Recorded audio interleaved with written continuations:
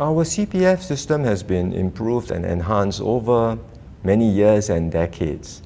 The system we have today is very different from the one which started, or even the one that was in place 20 or 30 years ago. So our system is unique because it brings together different stakeholders, individuals, employers, and the government. We all do our part, and it reflects our social compact in Singapore. We want to help one another. And it means within our CPF system, the individual contributes, saves part of their income every month into their CPF account. Employer pays CPF, but the government also does its part. We run the entire system for CPF. We provide guaranteed, risk-free interest rates on CPF savings.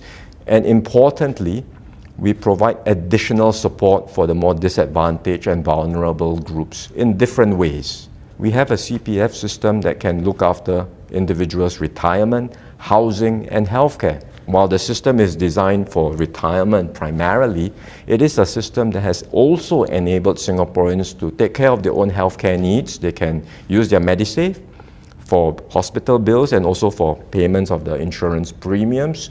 As they start work and they want to set up a family, they can use their CPF for housing. And eventually, when they retire, they have CPF Life to take care of their retirement needs. It is now a critical pillar in our social safety net.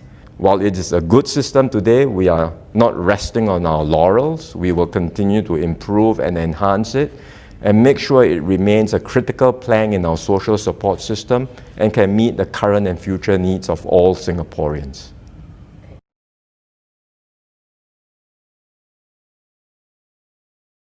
This is an issue that many countries are grappling with, especially those with rapidly aging populations. And there are no easy answers, because as the population ages and you have more seniors to look after, then whatever funds you have for retirement must stretch out for a much longer period. So the challenge is, how do you look after people who are living longer? And in the end, the answer is you need more funding. But the big question is, who pays for the funding? We have been grappling with this issue for some time because we could see the trends. We have to be prepared to stay employed and work longer.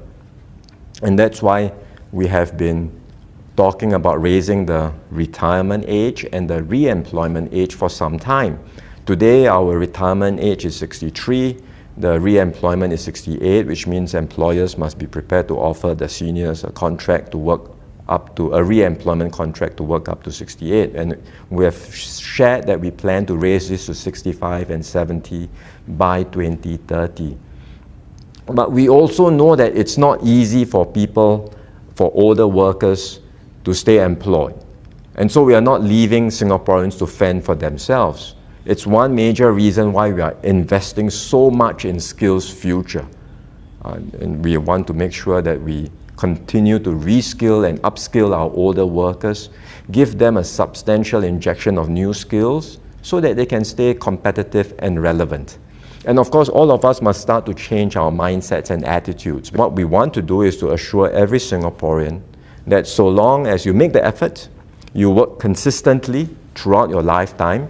It doesn't mean that you have to work every single year, but as long as you have the consistent work, then if you start young, by the time you get old and you want to retire, you should have enough protection through the CPF system to provide for your retirement.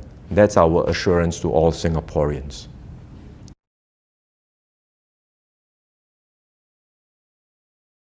It's Singaporeans' hard-earned savings, but we must remember this is not just like a savings in your own bank account. This is part of a national savings scheme.